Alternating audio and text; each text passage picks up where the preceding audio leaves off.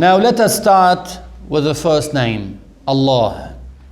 We mentioned that this is Ismullah al-A'zam as an individual term.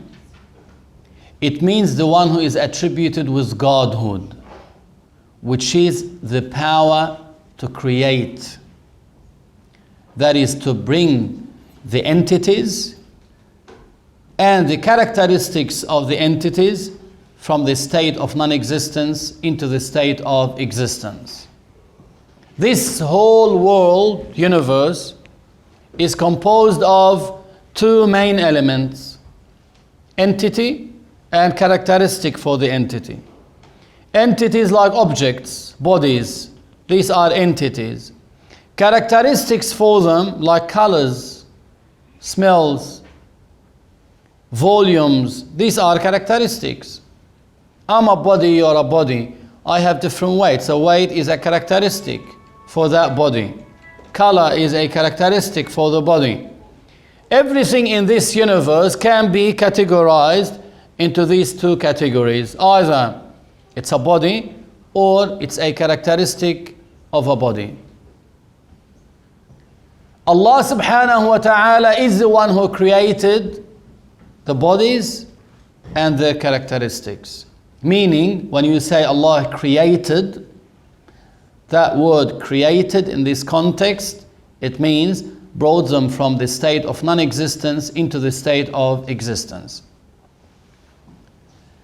And only God can do this, bringing things from a state of non-existence into a state of existence. We as a human beings, we cannot create a wing of a mosquito. We cannot create a grain, a seed. We are weak. We do not create anything.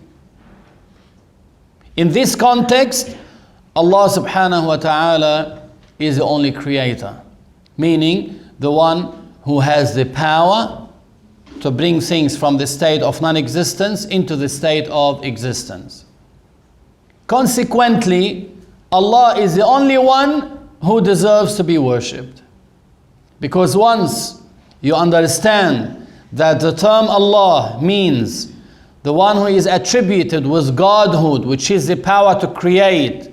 In other words, Allah means the creator, God, the creator. Because Allah is God, the creator, He is the only one that deserves to be worshipped. So Allah is the only one who is rightfully worshipped.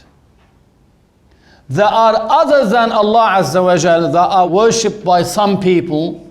However, they are worshipped unrightfully. Some people worship the sun.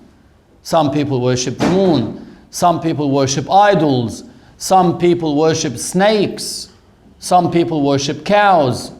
Some people worship some of the prophets.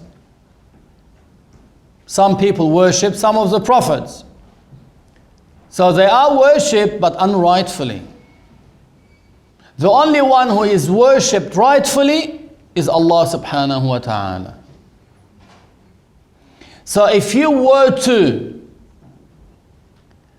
explain the term La ilaha illallah, no one is God except Allah, you might say no one deserves to be worshipped except Allah, or no one is rightfully worshipped except Allah. You don't say no one is worshipped except Allah, because there are other than Allah that are worshipped but unrightfully. Rather, you specify. You need to add that word. You say no one is rightfully worshipped except Allah subhanahu wa ta'ala. Once you understand that the term Allah or God in English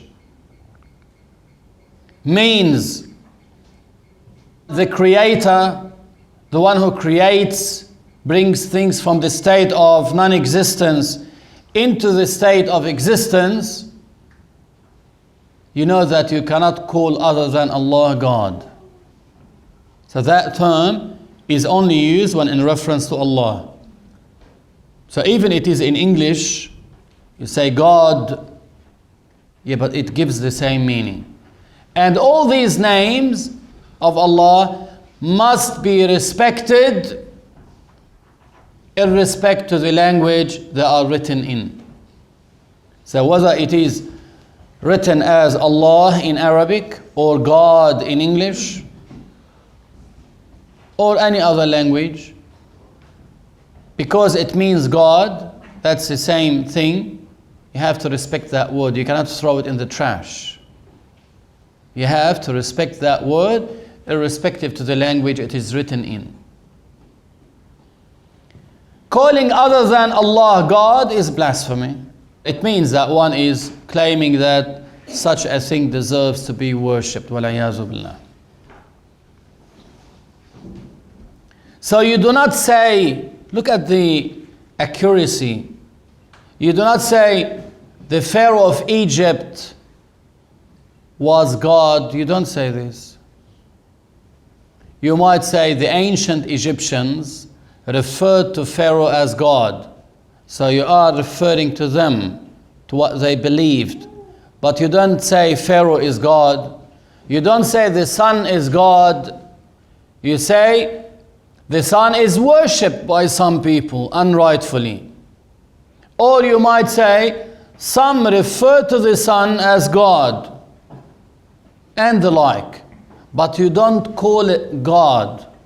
When you say God, it means the one who deserves to be worshipped. Or as Imam Abu al-Hasan al-Ash'ari, may Allah raise his rank, he interpreted the term God as the creator. The one who brings the entities and their characteristics from the state of non-existence into the state of existence. From here you know that you have to be cautious. Recently, unfortunately, in many books and in some articles in the newspaper and the like, or in some magazines, you'll find them referring to other than Allah as God. They are using that term now. They distorted its original meaning and they are using it in the context of powerful and the like, or a special person. That's why if there is a soccer player that is well known, they might call him God. If there is a singer that is famous, they call him God. And if there is a female singer, they might call her goddess, wal-'iyāzu billah, and so on. So one has to be cautious. That name, God, can only be used when in reference to Allah subhanahu wa ta'ala. So keep that in mind. However, the word create in English, as in Arabic, the word khalaqa could be used in more than one context. Create, it can mean make, to make. Like if you are doing something on the computer sometimes, you find create a file, create a folder. Create means here make. It doesn't mean bring it from the state of non-existence into the state of existence. No, that's not the meaning of it. So it depends on the context. So you have to be cautious.